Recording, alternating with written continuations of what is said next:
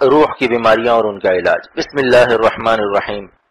6 جمادی الاول 1397 مطابق 25 اپریل 1977 باتیں ان کی یاد رہیں گی۔ محترم مولانا حکیم محمد اختر صاحب دامت برکاتہم کے تعارفی خاکے کے ساتھ ان کی اس مجلس کے بعض گراں قدر ارشاد آپ ملاحظہ فرما چکے ہیں، جو 29 ربیع الثانی 1397 سہشنبہ کو مدرسہ فیض العلوم باقرباغ حیدرآباد میں منعقد ہوئی تھی۔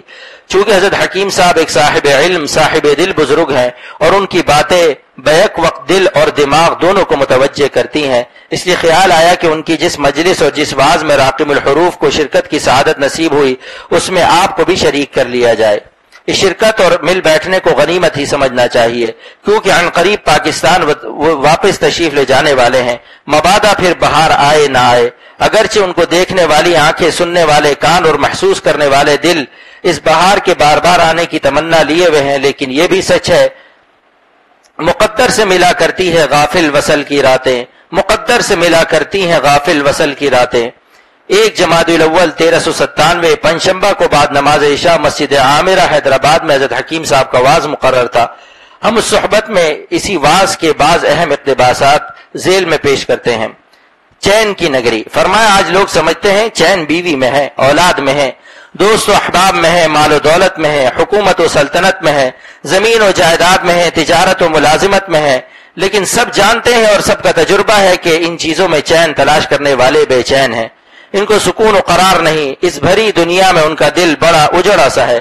پھر آخر ایک انسان چین کہاں اور کس طرح پا سکتا ہے؟ اس کا جواب قرآن نے یہ دیا ہے، الذین آمنوا وتطمئن قلوبهم بذکر اللہ الا بذکر اللہ تطمئن القلوب۔ وہ لوگ جو ایمان لائے ان کے دل اللہ کی یاد سے چین پاتے ہیں۔ سن لو، اللہ کی یاد ہی سے دل چین پاتے ہیں، یعنی دنیا کی کسی چیز میں چین نہیں ہے۔ چین کی نگری تو اس دل میں بسی ہوئی ہوتی ہے جس دل کو تعلق مع اللہ ہوتا ہے، جو دل اللہ کے ذکر اور اللہ کی یاد سے کسی لمحہ غافل نہیں رہتا۔ فرمائے کہ دنیا کی ہر چیز فانی ہے، جب انسان یہاں کسی چیز سے اپنا دل جوڑ لیتا ہے تو اس کے فنا اور زائل ہو جانے کا خطرہ ہر وقت لگا رہتا ہے۔ ظاہر ہے ایسی صورت میں دل چین کیسے پا سکتا ہے؟ اللہ کی ذات چونکہ باقی ہے، وہ ہمیشہ سے ہے اور ہمیشہ رہے گا، اسے جب کوئی شخص اللہ سے تعلق قائم کر لیتا ہے، اسی کو اپنے دل میں بسا لیتا ہے، اس کے ذکر سے اپنی زبان کو تر رکھتا ہے، تو اس کی وجہ سے اس کے دل کو دوام سکون حاصل ہو جاتا ہے۔ ذکر اللہ کا نور ایسے شخص کے قلب سے ہر طرح کی دنیاوی وحشت اور گھبراہٹ کو دور کر دیتا ہے اور حقیقی اطمینان سے اسے ہمکنار کرتا ہے۔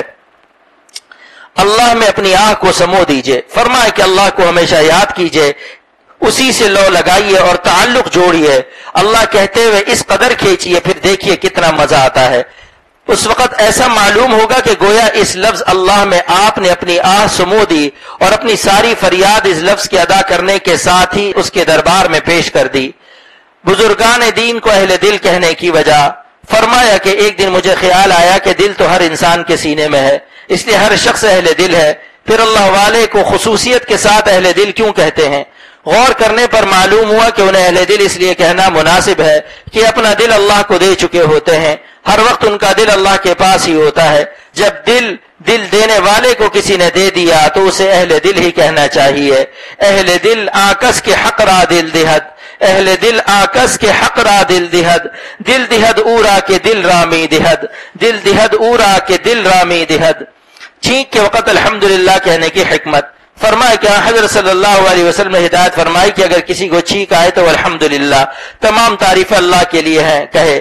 لوگوں نے اس موقع پر الحمدللہ کی تعلیم دیے جانے کی مختلف حکمتیں بیان کی ہیں، لیکن ایک حکمت ان سب میں نرالی ہے، شاید آپ نے یہ حکمت نہ کسی کتاب میں پڑھی ہو نہ کسی سے سنی ہو، وہ یہ ہے کہ اللہ تعالیٰ نے انسان کو بہترین شکل و صورت میں بنایا ہے، مگر جب اس کو چھینک آتی ہے تو اس وقت اس کی شکل بگڑ جاتی ہے، چونکہ چھینک کے بعد شکل اپنی حالت پر عود کر آتی ہے اور اس کا بگاڑ ختم ہو جاتا ہے، اس لیے حکم دیا گیا کہ الحمدللہ کہو، تاکہ اللہ کی عظیم نعمت جو تم سے خود ایک آن کے لیے ہی صحیح مگر چھین لی گئی تھی، اب وہ واپس دے دی گئی ہے، اس پر تمہاری طرف سے شکر ادا ہو سکے۔